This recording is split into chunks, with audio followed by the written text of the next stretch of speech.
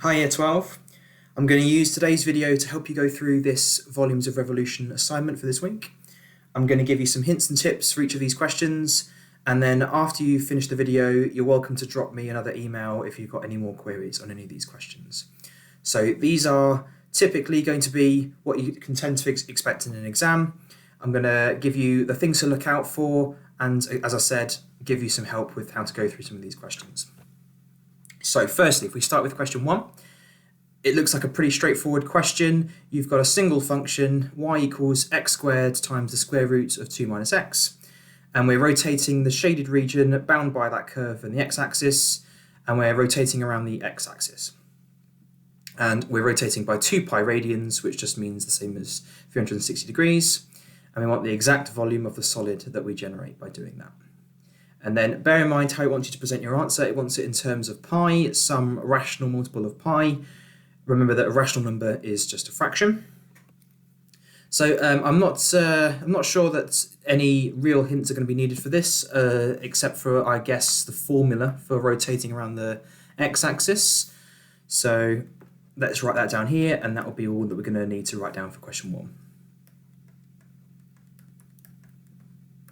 Okay, so the formula is pi times the integral from a to b, whatever the bounds happen to be in this case, times y squared dx is the x-axis formula there that you're going to need. Okay, which means you're going to need y squared up here in terms of x and integrate dx. Okay, I think that about does it for question 1. That's 4 standard marks for that question there. Okay, question 2. This time you've got a curve with equation 2y squared plus x equals 3x squared plus the square root of 5x. The shaded region is bounded by the curve and the line x equals 4, that's this vertical one here.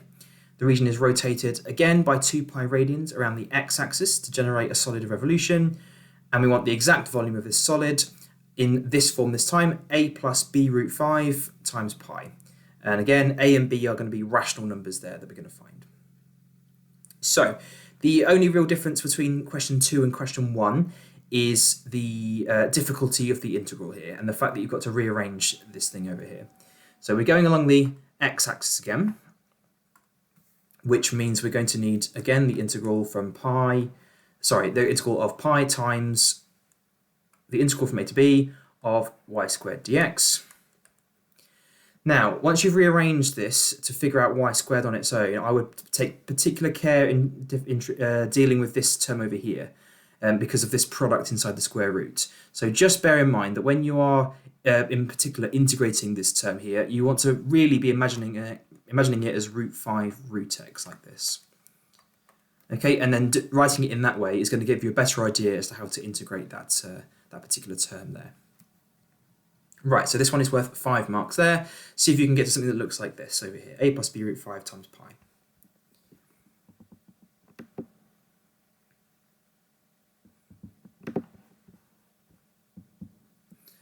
Okay, question 3. Figure 3, shown on the left here, shows a vase with a base width of 8 and a height of 12 centimetres. The edge of the vase is modelled by the equation y equals 3x squared minus 24x plus 48. And that's where x is between the values of 2 and 4, and that's shown in figure 4. So we're really rotating this curve here around the y-axis to generate this vase shape over here. Find the maximum capacity of the vase, which I guess in this context just means the volume of the vase, if it's completely full up with water, let's say. And this time we want our answer in the form of a times pi, where a is again a rational number to be found. Okay, I want you to bear in mind what happens when your curve that you're rotating around the axis does not touch the axis there. We are in fact going to get a volume that goes all the way from the axis onto the function itself like this.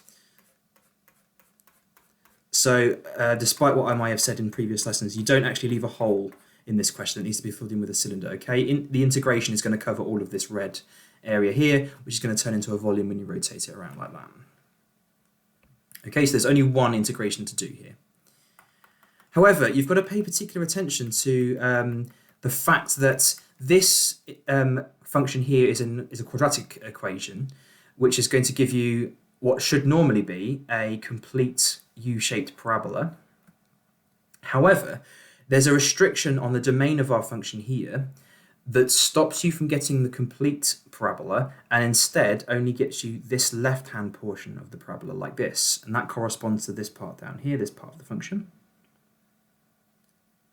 So that's going to be quite significant. That means that when you attempt to isolate x squared, which is what you're going to need to do for this because you're revolving around the y-axis this time, when you get x squared equals, which you're going to need to do with this, and because there's an x squared term and an x term here, I think the best method to use to isolate x squared is going to be completing the square. So that's a hint there for you to use as to how to kind of rearrange these terms. Okay, so my hint then is at some point you're going to be getting this with some expression here, but because we only want the left-hand portion of this parabola rather than the right side, what we really want is we want the smaller values of x rather than the larger values of x, because the leftmost portion has smaller values of x than the rightmost portion. Smaller x values. Okay, so if you get to this situation here, this figure, this diagram here is kind of telling you which of these to use. Okay, that's quite an important thing that typically students will lose marks on. Right, I think that all covers everything I want to talk about for question 3. Let's move on to question 4.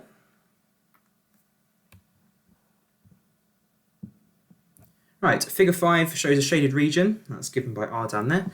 It's bounded by the curve, which is the lower portion of this figure, and that's y equals 1/9 of x to the power of 3/2. That's going from 0 less than or equal to x less than or equal to 9. And then you've also got this straight line here with the equation 3y minus x minus 3 equals 0, and that's x values between 0 and 6. Okay, we're now going to rotate that around the y-axis by 2 pi radians. And we want the volume that you generate in the form of a pi. I is again a a pi, and a is a rational number to be found. Okay, 8 marks for this question here, and that's going to be primarily more marks because of the fact that you're using 2 functions here.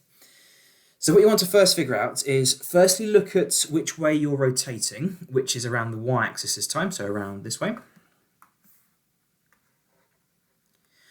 And what that's going to mean is that when you integrate on the curved function, you're going to produce a volume that gets you all the way from the axis onto the function like this.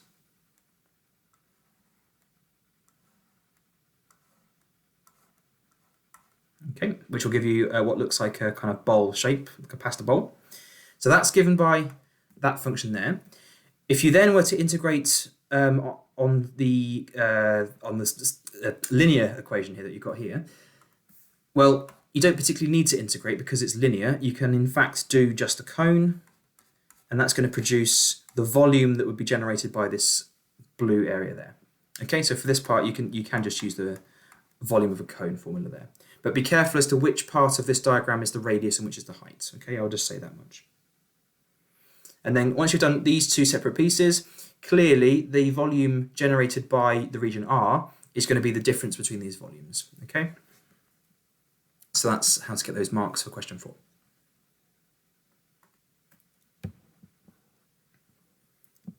Question 5 here has got figure 6 that shows an ellipse with the equation x squared over 16 plus y minus 10 all squared divided by 64 equals 1.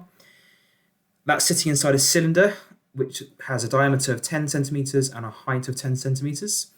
We then rotate 360 degrees about the y-axis and get a solid revolution, and we want the volume generated again, which is what's going to be shaded in this picture, but rotated around the y-axis. And again, we want a rational multiple of pi.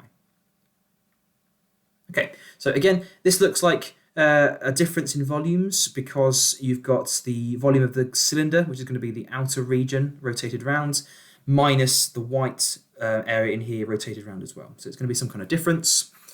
And to rotate around the y-axis, we're going to need the quantity x squared dy this time. Okay, so looking at this, we want to be able to isolate x squared, which looks a bit easier than isolating y squared, because there's nothing around the x in this bracket here.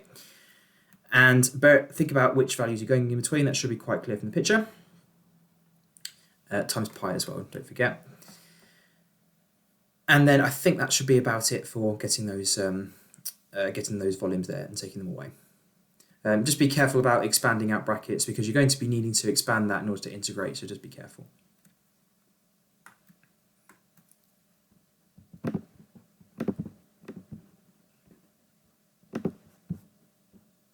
Okay, question 6 shows a flotation device given down there in figure 7. The dimensions are shown in the figure, which we're going to kind of use for later parts of the question. And then figure 8 shows a scaled model of the flotation device, which is then produced by having these volumes of revolution around here. Okay, so we've got this left portion here. This left portion of the boundary is given by x equals y to the 4 plus 1, and the rightmost boundary is given by x equals minus y to the 4 plus 3. Then rotating around the y-axis is going to produce something like this flotation device given there in figure 4. And we're trying to find the volume of the model. Now, as we discussed in previous questions, this is probably going to be some kind of difference in volumes, but you've got to think carefully about which volumes we're going to obtain when we do our integration. So rotating around the y-axis, on the rightmost function will give us a volume that covers all of this area, or I should say is generated by this area here. So all the way onto the axis from the function itself, etc. And then the leftmost portion, if you integrate that around the y-axis, it's going to give you this blue portion here.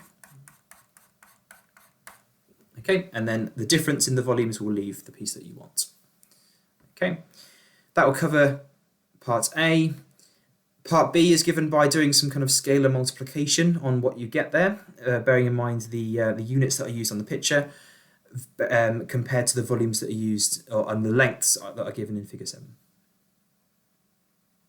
Okay, once you've done that, it was later discovered that the maximum capacity of air in the flotation device was 32,000 pi squared centimeters cubed. Use the information and the correct answer from part B, evaluate the model. Now, I would suggest that if you are to do some evaluation of this model that you're using, I would suggest you do some kind of percentage error. Because we've discussed that in previous lessons, and I think depending on the size of the numbers that are involved, a percentage error is going to give you a better idea of just how close your answer is to the real thing. And I can remind you of the formula that's given for that. That's going to be your estimate answer minus the real answer divided by the real answer, and that gives you a difference between your real answer and your estimate as a proportion of the real answer, and then to express it as a percentage, you times it by 100 and stick the percent sign on. Okay, and then sometimes, to avoid having a negative value for this percentage error, it's sometimes customary to put absolute values on this, but it doesn't particularly matter. Okay, it's just a if you don't have these bars on, it's going to tell you whether you're above or below the real thing. And then some kind of evaluation there, please, and with explaining your reasoning. Okay, that's all we have for question 6. Question 7 has quite a complicated picture, but you'll notice that a lot of this picture has multiple congruent areas here that we can exploit there. So we're doing this candlestick this time. Looks like we're rotating around the y-axis again. And then we want the volume needed, firstly generated by the shaded portion, which is only one part of a function to integrate next to. You'll notice that that's the same as this piece up here, and then these other blockier pieces you can do by using cylinders. And then this part over here, you can figure out a volume generated by that red piece, but then that's not included in your candlestick, so that needs to be removed. Okay, so you can do these bits at a time, but don't do every single part of the function separately because, as I said, these are congruent. So if you can do this portion, you just need to multiply it by a certain number. Okay, and that's 4 marks to do the volume of this piece, and then 6 marks to get the volume in total for the whole candlestick.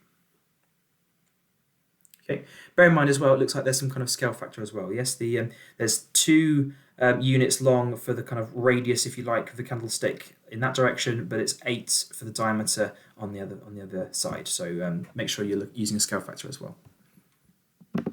Okay, I think that should be all of the hints that I'm willing to give in this case for this video. As I say, if you need any more help, then you feel free to give me an email and I'll get back to you. All right, thanks for your 12. Best of luck today.